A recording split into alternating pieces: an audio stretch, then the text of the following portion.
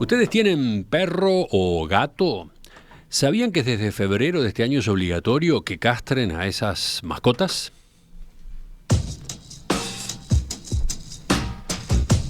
Esta medida, que está vigente por decreto desde el 17 de febrero, se suma a la obligatoriedad de colocar un chip a las mascotas y busca controlar la sobrepoblación de perros y gatos, un fenómeno que trae riesgos sanitarios y económicos, por ejemplo, ataques a personas, ataques a animales de producción, transmisión de enfermedades o impactos en el medio ambiente.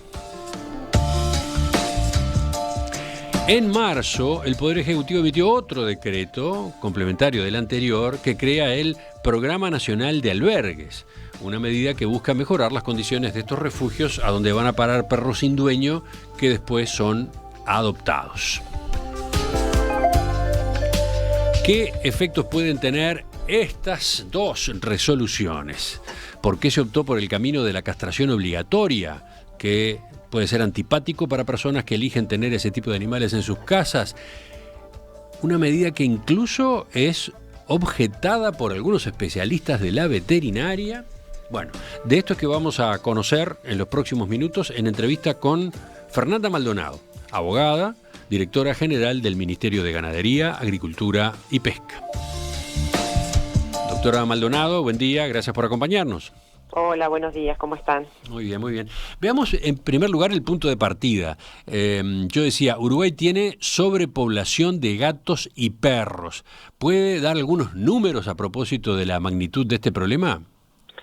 Sí, podemos darlos. En estos momentos se están actualizando a través de un relevamiento que se está haciendo por dos partes. Primero, uno por parte del Censo Nacional Agropecuario, y también están incluidas preguntas relacionadas a las mascotas en el censo general, en el censo nacional. Y a su vez nosotros estamos llevando adelante una actualización desde el punto de vista estadístico, porque el último que tenemos data del año 2017-2018, que arrojó una estimación de 1.700.000 perros con tenedor y en el entorno de los 650.000, 700.000 gatos con tenedores en todo el territorio nacional. ¿Y eso cómo nos coloca en la comparación internacional? Bueno, sin duda estamos en una superpoblación. La Organización Mundial de la Salud recomienda, si no me equivoco, un animal de compañía cada 10 personas, y nosotros sacando un poquito las cuentas por arriba, entre 3 millones y medio que podríamos considerar quienes podrían, no sé, ser tenedores, porque en este caso tendrían que ser mayores de edad los efectos de inscribir el animal. Bueno, sin duda tenemos una superpoblación canina que, más allá de lo que es la superpoblación, porque esta discusión no pasa solamente por los números, es decir, por la cantidad de animales que hay, sino también por en qué condiciones se encuentran esos animales y cuál es la responsabilidad, es decir, cuál es la forma de ejercer la tenencia que tenemos en nuestro país, culturalmente, dónde estamos parados. Y yo creo que ahí es donde está el mayor problema y hacia donde hoy estamos abocados a trabajar, más a mediano plazo, con medidas que se están implementando desde el vamos, tendientes a atender lo que es la urgencia, que son las consecuencias negativas que acarrea esa superpoblación canina y bajo un ejercicio irresponsable de la tenencia. No en todos los casos, sabemos que hay tenedores que son muy responsables de los animales, por supuesto, pero bueno, también hay otro tanto que ejercen una tenencia totalmente irresponsable. ¿Cuáles son las consecuencias? ¿Cuáles son los problemas asociados a esta sobrepoblación de mascotas? Yo mencionaba algunos ejemplos hace un rato. ¿Tiene en esa materia números a propósito de ataques con mordidas graves? Hace poco hemos visto varias de estas noticias, pero más globalmente.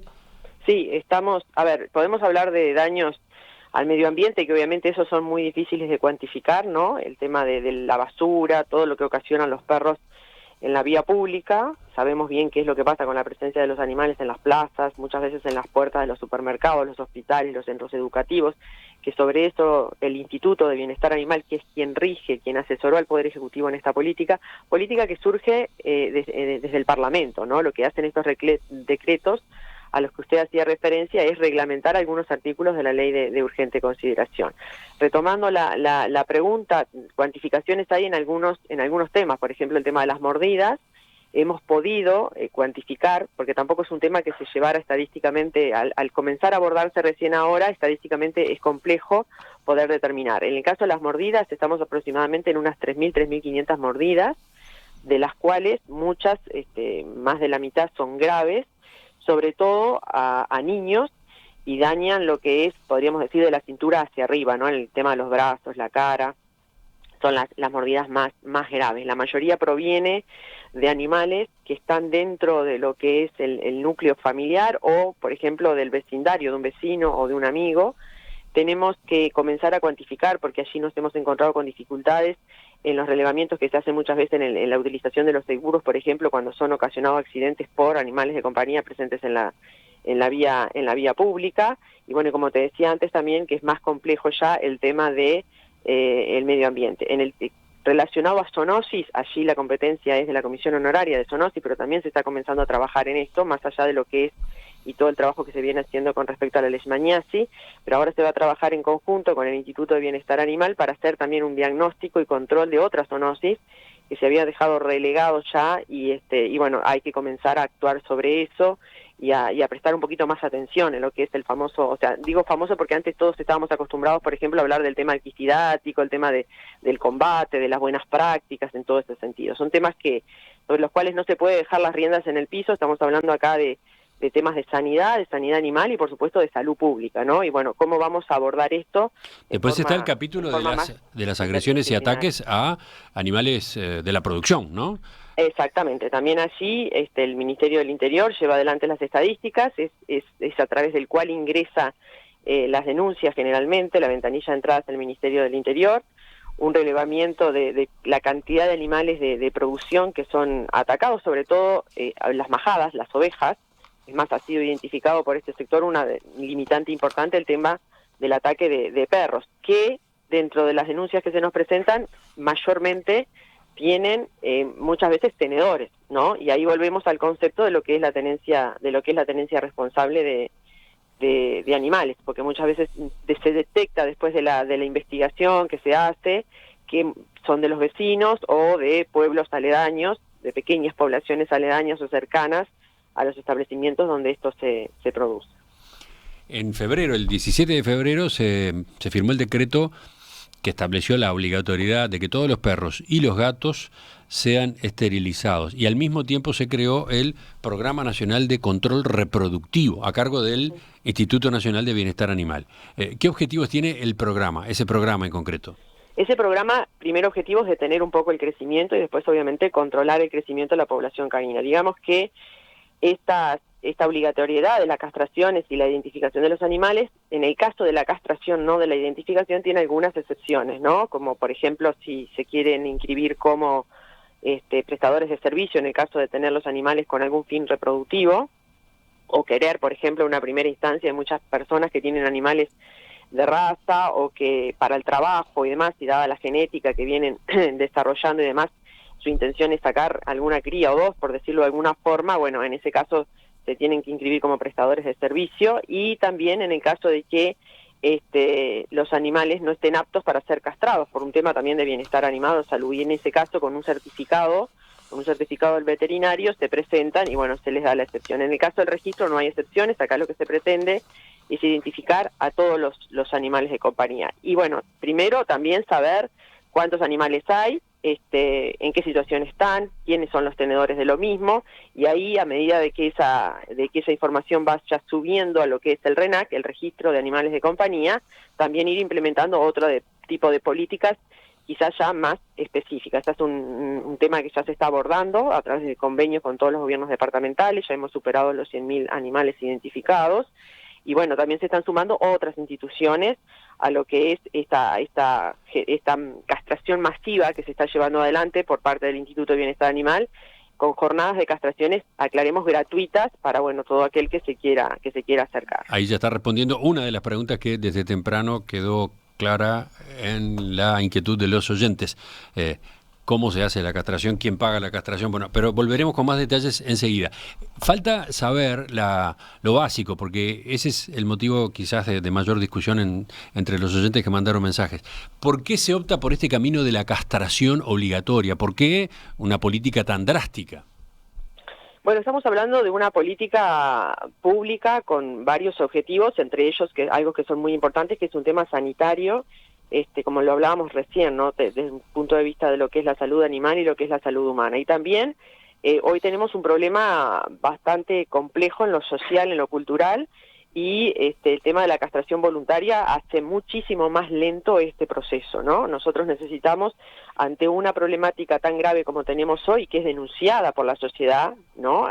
Con diferentes reclamos, desde el sector productivo, en lo rural, en lo que tiene que ver con los accidentes, bueno, el tema de las mordidas y demás, bueno, también a la hora de actuar el Instituto de Bienestar Animal u otros organismos públicos en problemas relacionados a animales de compañía, la posibilidad que tiene de poder ejercer cierta política sobre esos animales, sobre todo en lo que tiene que ver con la esterilización, la castración en este caso y la identificación, es que esta esté establecida en forma obligatoria. Sabemos que siempre, como toda política pública que establece una obligación, crea sus pros y sus contras, pero bueno, esto fue parte de una gran discusión técnica en su momento, tomando en cuenta incluso experiencias de otros países que han avanzado mucho en este tema, y así se consagró en el Parlamento Nacional. Hay polémica, despertó polémica, ¿no? Por ejemplo, el senador Pedro Bordaberry discrepó con este decreto en una columna hace pocas semanas en el diario El País.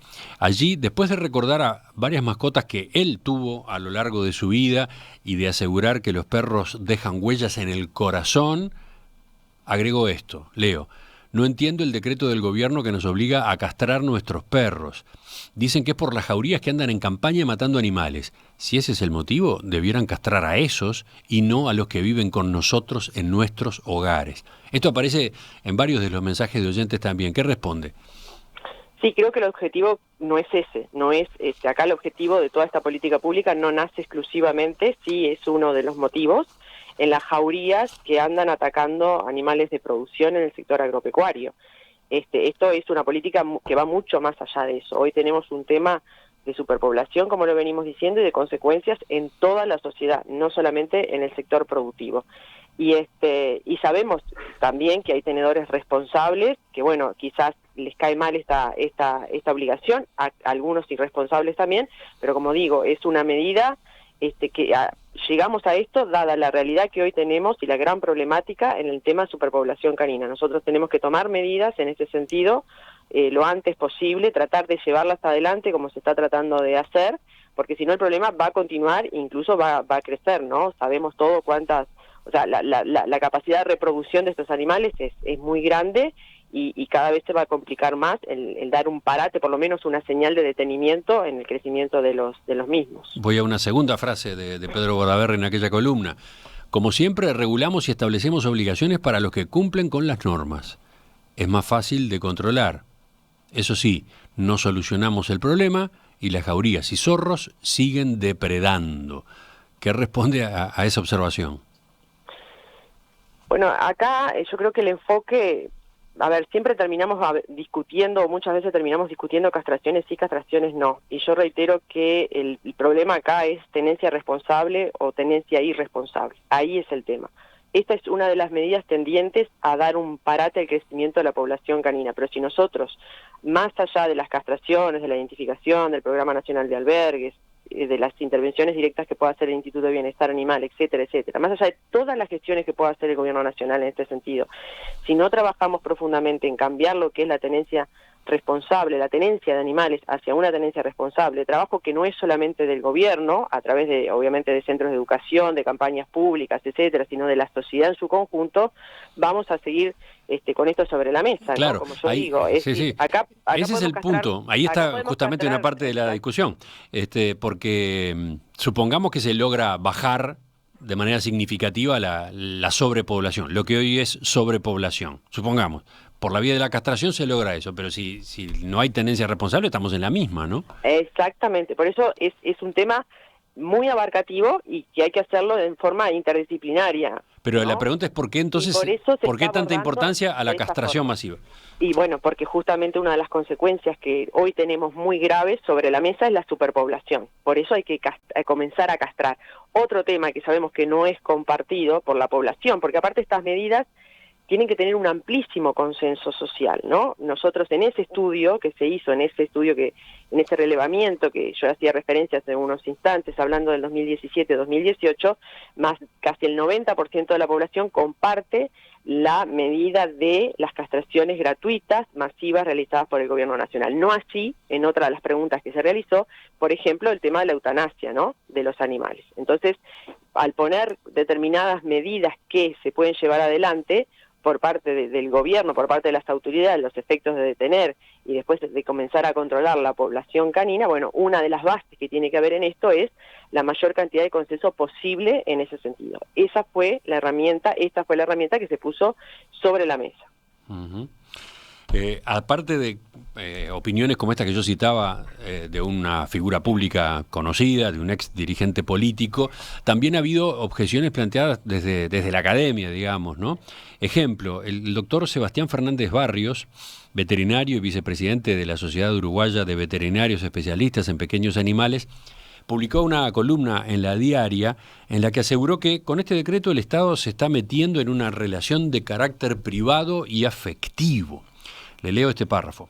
Dice: nosotros como médicos y médicas veterinarias, vinculados sin dudas tanto con la salud animal como con la salud pública y el cuidado de estas relaciones vínculo-afectivas, no podemos asumir que, en todos los casos, lo más adecuado sea esterilizar a un animal sin tener en cuenta las circunstancias, partiendo de la base de que cada familia es un mundo, y así lo es también el vínculo que cada familia establece con sus animales de compañía. Esta relación afectiva claramente merece respeto y al mismo tiempo defensa. Nuestra actividad, cada día más parecida a la de un pediatra, médicos de familia, incluso de agentes promotores de salud, nuestra actividad se centra en ese vínculo y por ello no podemos dejar de ver este decreto como una intromisión del Estado en esa vinculación. Nosotros como médicos y médicas veterinarias no podemos dejar que esto se banalice como si intervenir quirúrgicamente a un animal fuera similar a llevarlo a la peluquería. ¿Qué dice de este planteo?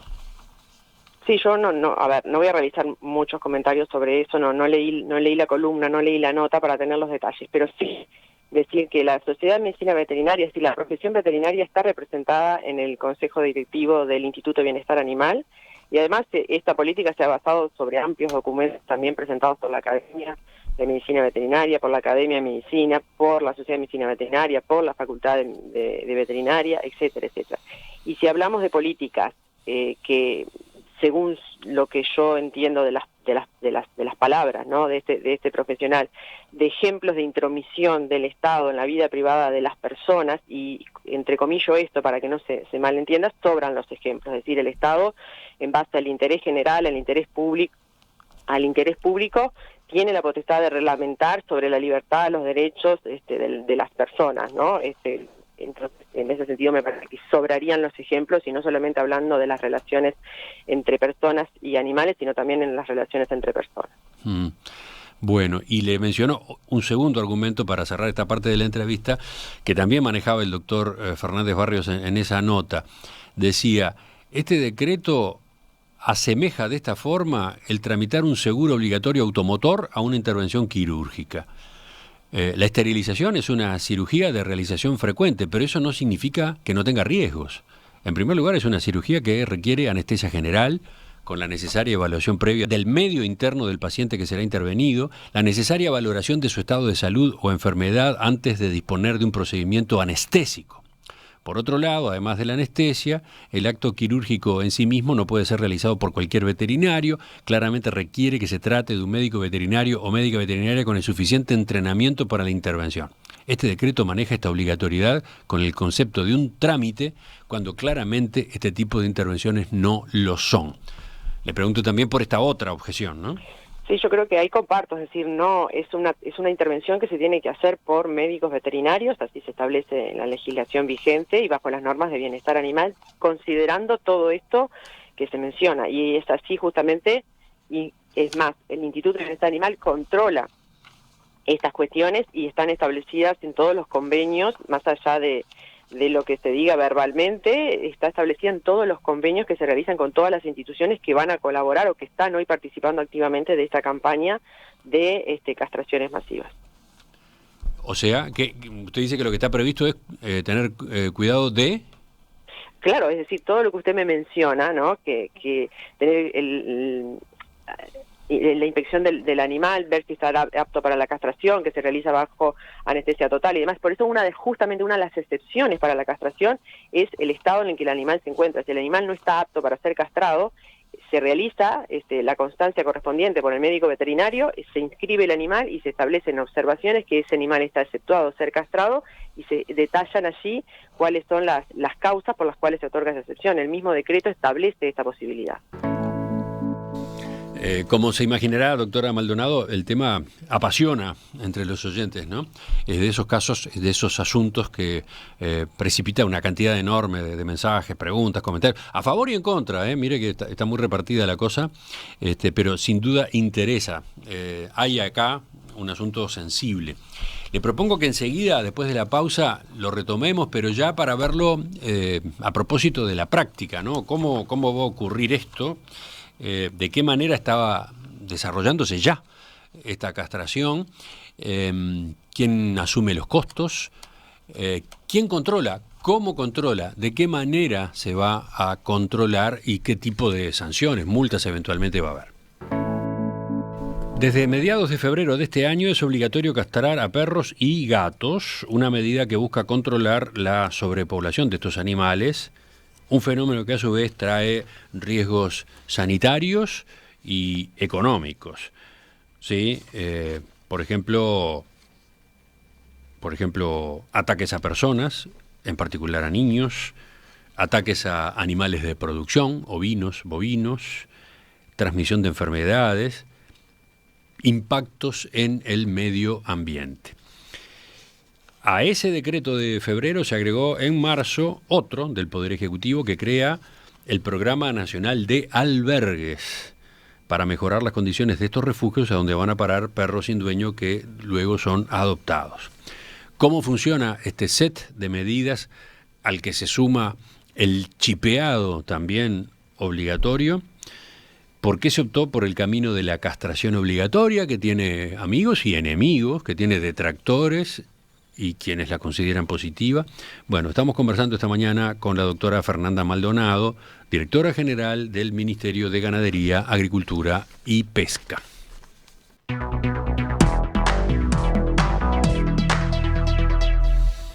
Doctora Maldonado, usted señalaba más temprano, recordaba que ya existía la obligación de colocarle microchip a las mascotas y a su vez inscribirlas en el Registro Nacional de Animales de Compañía, una obligación que surge de la Ley de Protección, Bienestar y Tenencia de Animales del año 2009.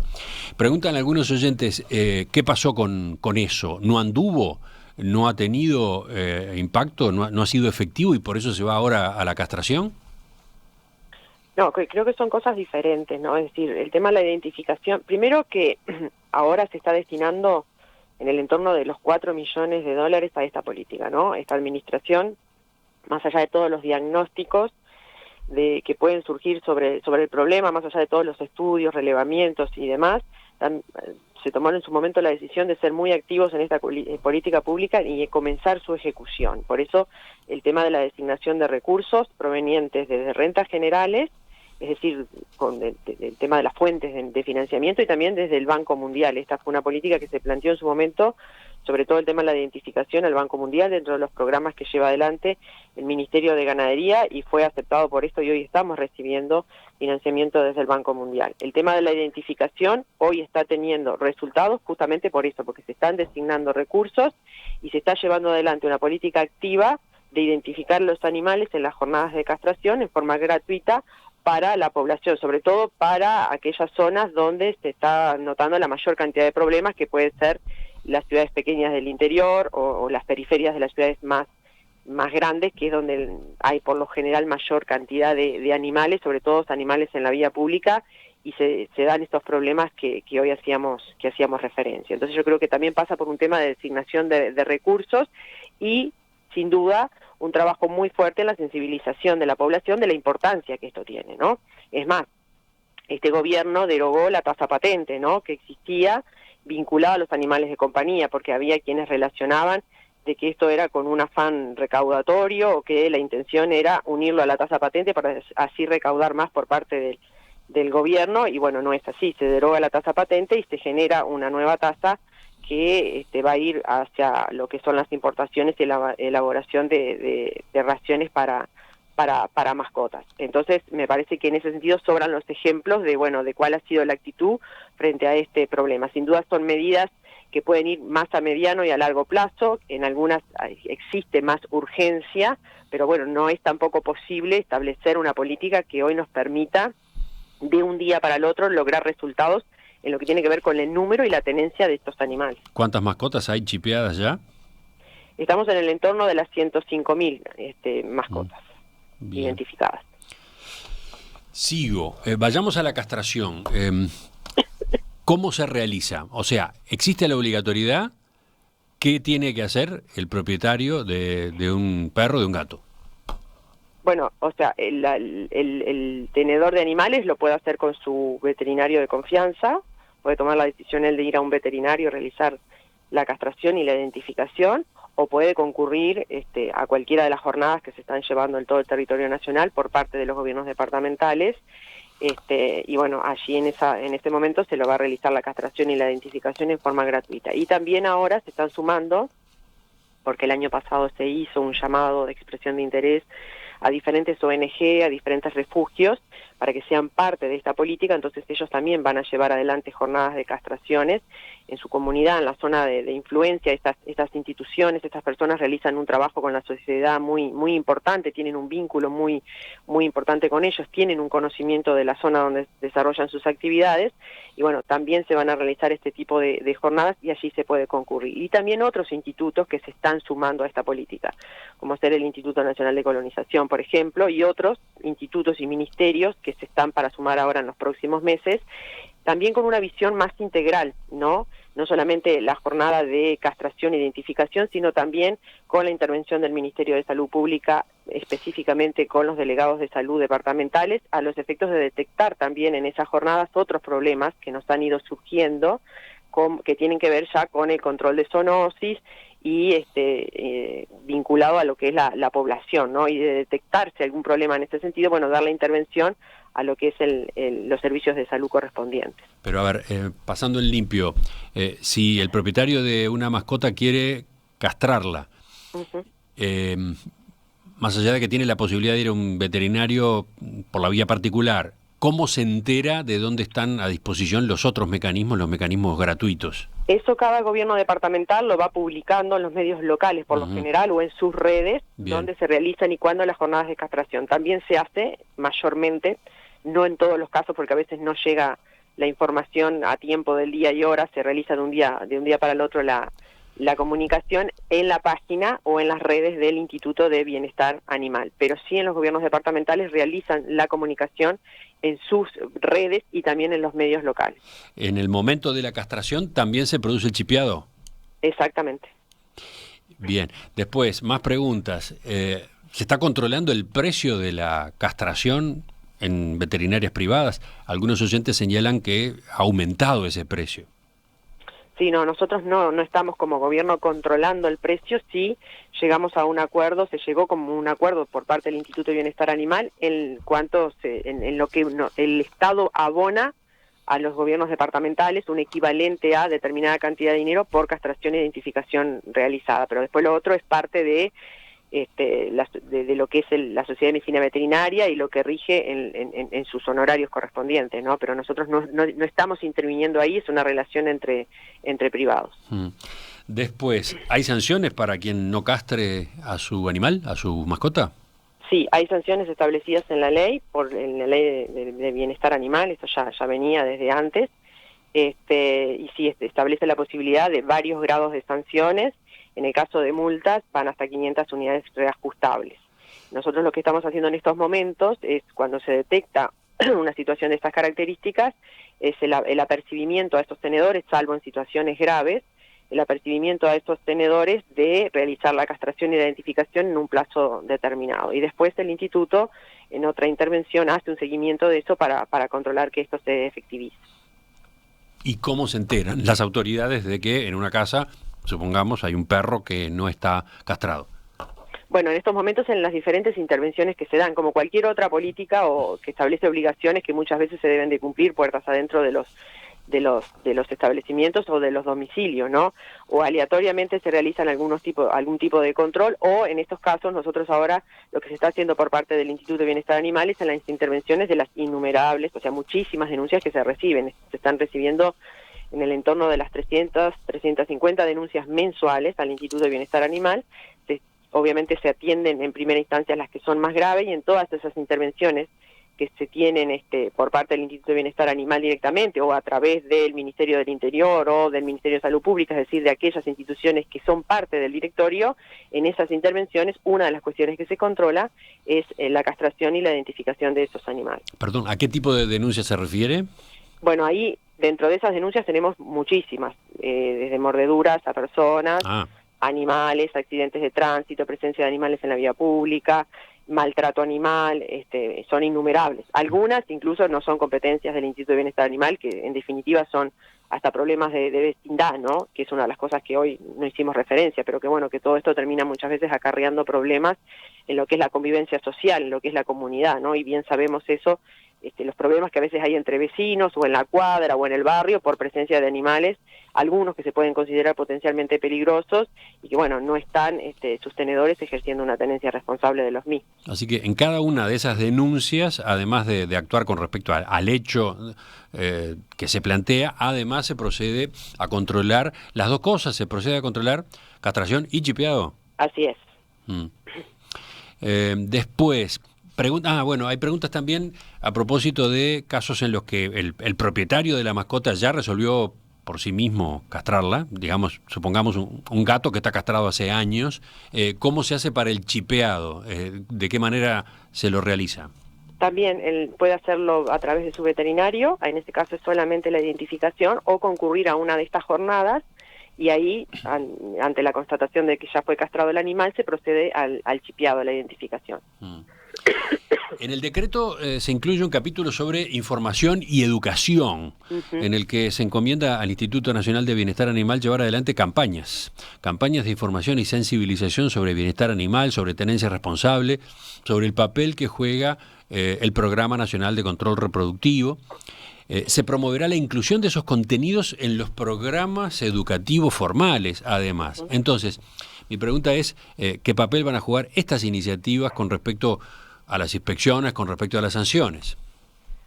Bueno, justamente ahí se está trabajando a diferentes niveles. Se está manteniendo reuniones, ya se viene trabajando con autoridades de la educación para incorporar esto a lo que es la formación desde la primera edad, ¿no? De temprana edad, la sensibilización en lo que es la tenencia responsable, en lo que implica tener un animal, en las obligaciones personales que tiene que tener el tenedor para con el animal, ¿no? Darle el trato adecuado, depende de la especie del animal, y también las responsabilidades sociales que tiene que tener a la hora de tener una mascota, ¿no? Y está relacionado con esto de, bueno, evitar que ese animal cometa daños a otras personas, a otros animales o a otros bienes, es decir, en dos áreas, responsabilidad personal y lo que es la responsabilidad social. Y después también masivamente a la población en general, la sensibilización, en este concepto de la tenencia responsable y el dar conocimiento de cuál es la legislación vigente hoy. Eso se realiza fundamentalmente en todas esas instancias que se realizan y se están realizando en el interior del país. Nosotros partimos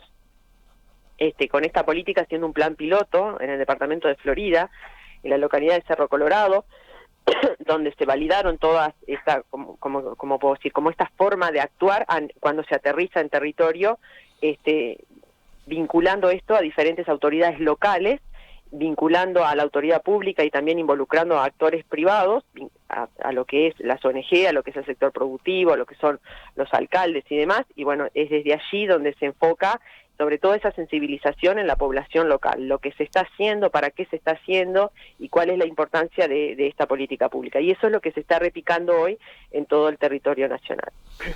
Por supuesto que hay una enorme cantidad de preguntas a propósito de qué es lo que está previsto para los perros callejeros, ¿no? O perros abandonados, porque no necesariamente estamos hablando de un fenómeno que se da en las ciudades, se da también en balnearios, se da también en el campo mismo, en el interior profundo. Me gustaría que enseguida, en el final de la entrevista, fuéramos por ese lado.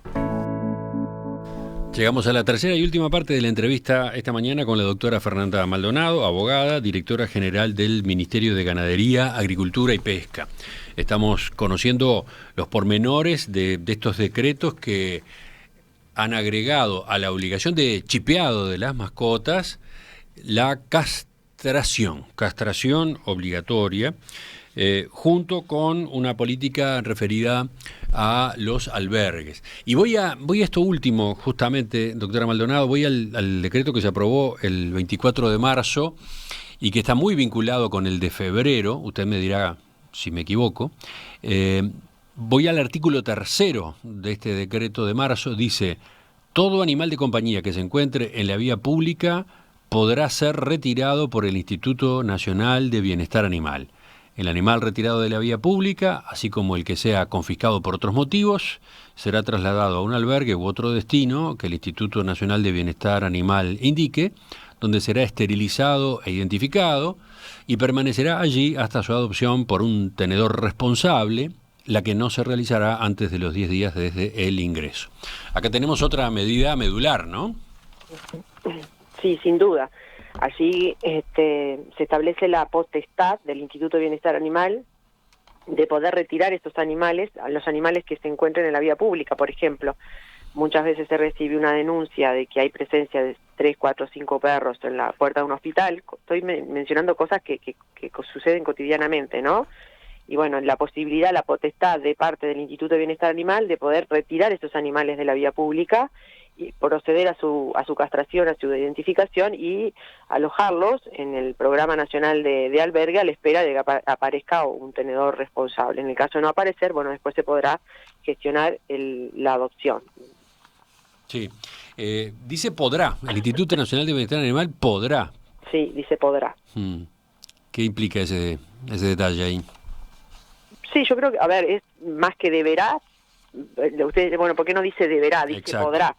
A ver, sin duda, también esta es una medida de gran envergadura, es como identificar a todos los animales con tenedor y sin tenedor de este país. Estamos hablando de 1.700.000 con tenedor y se estima unos 300.000, 350.000 sin tenedores.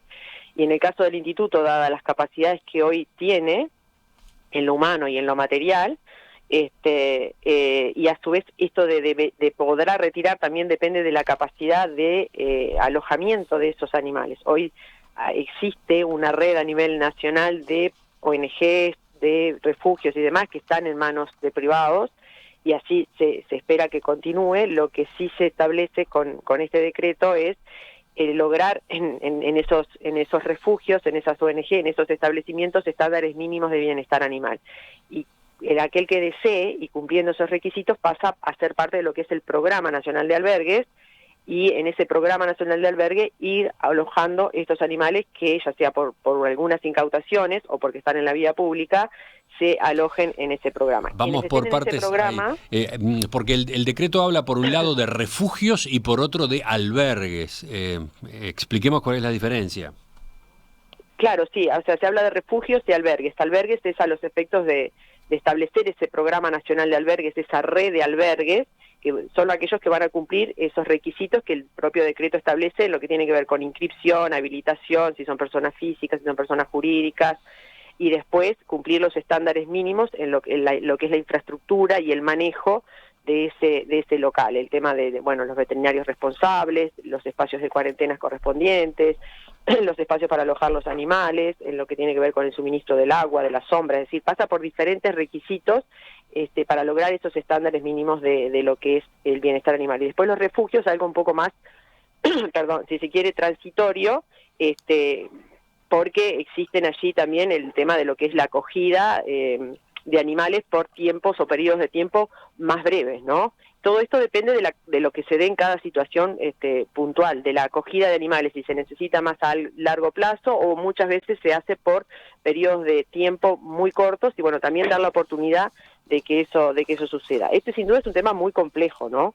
Es un tema muy complejo dada la cantidad de animales que hay en la vía pública, que ojo que muchos tienen tenedores, muchos animales que hay en la vía pública tienen tenedores, pero están en las calles o en las plazas y solamente se los tienen en las casas o en los patios en horas de la noche, pero después durante el día circulan por todos lados y bueno, ocasionan los problemas que ocasionan. Y por eso la diferencia entre unos y otros. Y a su vez, dentro del Programa Nacional de Albergue, ir estableciendo, se da la potestad al propio instituto de ir realizando convenios con instituciones privadas e instituciones públicas para dar cierto apoyo a este Programa Nacional de Albergue. Apoyo que hoy ya se viene recibiendo por parte de muchas ONG, sobre todo de parte de los gobiernos departamentales, en lo que tiene que ver con terrenos, incluso la realización de infraestructura, atención a través de mano de obras, de comidas. Y hay algunos gobiernos departamentales que están realizando sus propios refugios, en el caso del departamento de Florida, por ejemplo, con recursos propios, y en otros departamentos como Soriano, creo que también 33 está avanzando en eso, Rivera y demás,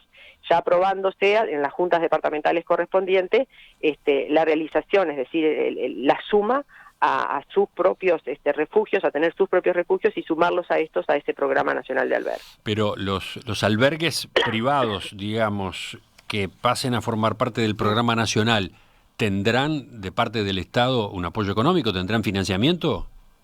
Sí, no es que vayan a tener financiamiento, sí apoyo, por ejemplo, se está trabajando con OSTE, se está trabajando con UTE y se está trabajando con otros organismos a los efectos de tener, por ejemplo, tarifas beneficiarias o exoneración de las mismas, con otros institutos que van a proporcionar tierras para tener mayor amplitud, que muchas veces hace falta más superficie para tener la cantidad de animales que tienen, para poder proporcionar en comodato esas tierras con infraestructuras mínimas como puede ser instalaciones para poder ejercer allí intervenciones a los animales, intervenciones quirúrgicas o estados de cuarentena y demás. Se refiere a ese tipo de apoyos, no directamente quizás con dinero. Si bien ya en la rendición de cuentas pasadas se dio un puntapié inicial en esto, en generar un recurso para ese Programa Nacional de Albergues, que en una primera instancia fueron asignados allí 1 millón de pesos, y bueno, esperamos que esto va a seguir evolucionando, ¿no? Va a seguir creciendo. Este es el puntapié inicial a esta medida, como tú decías, medular también dentro de todo este programa nacional denominado control de la reproducción canina. Ahora, ¿qué pasa con perros o gatos recluidos en albergues que no son adoptados por nadie? ¿Qué ocurre con esos animales? Se da esa situación. Usted hablaba de superpoblación, etcétera, pasa. Entonces, esos animales van a quedar ahí bajo el cuidado de los tenedores o los responsables de esos albergues, o de esos albergues, o de esos refugios. Refugios hoy, ¿no? Después mañana pasarán o no a este Programa Nacional de Albergue. ¿No está prevista para nada la alternativa de la eutanasia, como usted le llamaba hace un rato? No está previsto. A ver, la eutanasia está prevista, está establecido ahí expresamente en la ley en qué caso se puede eutanasiar a los animales, ¿no? En el caso de situaciones complejas por el bienestar del animal, en el caso de considerarse algunos animales potencialmente peligrosos, y ahí se desata otra discusión, que se considera un animal potencialmente peligroso, que obviamente son los especialistas más en lo que tiene que ver con conducta animal y si está vinculado a razas o medio ambiente y demás. Es decir, allí se establece expresamente en qué caso se puede dar la eutanasia de los animales y por quiénes, siempre por un veterinario. Pero es un hecho entonces que va a haber una enorme cantidad de animales de compañía, animales que podemos llamar mascotas, gatos, perros, que van a pasar su vida en los albergues. Se va a dar este hecho, de hecho hoy ya se da, porque hoy estamos haciendo ahora el relevamiento a raíz de esta reglamentación del Programa Nacional de Albergues, pero de hecho hoy ya se da mucho esta situación. Por eso también es tan importante lo otro, ¿no? El tema de la castración. Esto es, todo un círculo. Hoy existe un círculo vicioso, como se dice habitualmente. Lo que hay que comenzar a generar es esa virtuosidad en lo que tiene que ver el relacionamiento de las personas con los animales y cómo ejercemos la tenencia. Por eso es tan importante también la castración. Y para terminar, ¿cuáles son los objetivos en cuanto a perros y gatos castrados y chipeados? ¿Hay un cronograma en esta materia? Sí, nosotros nos establecimos un poco teniendo en cuenta los recursos con los cuales se podía contar, provenientes del gobierno nacional, provenientes de los gobiernos departamentales, abordar directamente la castración y la identificación en el entorno de los 120.000 animales de compañía, de los 120.000 perros en forma anual. Esto comenzó va a ser casi un año que comenzaron a implementarse los convenios con los gobiernos departamentales. Ahora muchos de ellos se están ampliando y, como decía hoy anteriormente, ya hay otras instituciones públicas que se están sumando que se están sumando a esto. Ese es el objetivo que nosotros tenemos. Según estudios internacionales se dice que se tendría que abordar en el entorno de un 10% de la población que se estima. En ese caso nos estaríamos quedando un poco cortos, pero bueno, también allí, como digo, al principio tienen las cosas. Se trata de un tema de que hemos aprendido mucho. En ese plan piloto, la verdad que se hizo en Florida, aprendimos todo mucho de cómo implementar las cosas, sobre todo cómo comunicar este tipo de medidas, porque reitero, muchas veces nos concentramos en la discusión de si castraciones sí, chipeados no, albergues, eutanasia, pero perdemos un poco el foco de lo más amplio, lo más general, el tema de la tenencia responsable, del tema de la necesidad de ese cambio cultural que tenemos que dar, porque estamos hablando en definitiva de bienestar animal, de salud animal y de salud humana, de salud pública. Entonces para nosotros eso es lo medular y también lo más importante, y allí tenemos que poner mucho foco. Fernanda Maldonado, directora general del Ministerio de Ganadería, Agricultura y Pesca, le agradezco su participación hoy en Perspectiva, sus respuestas a todas estas preguntas. Han quedado más, han quedado otras afuera, quedarán para un segundo abordaje. Sin duda este tema merece conocerse, profundizarse, así que lo retomamos en cualquier momento. Sin duda que sí, muchísimas gracias a ustedes, porque en cierta forma a nosotros nos ayuda a difundir el lenguaje y, bueno, evacuar, como decías tú, todas las consultas, así que el agradecimiento de nuestra parte y estamos a las órdenes. En nuestro sitio web, cuando publiquemos esta entrevista, ustedes van a encontrar además la normativa. Lo digo porque han venido varias consultas de ese estilo, ¿no? ¿Cuál es el decreto 1, el decreto 2? ¿En qué leyes a su vez se basan esos decretos? Bueno, todo ese material va a estar disponible junto con los archivos de audio y video de esta nota.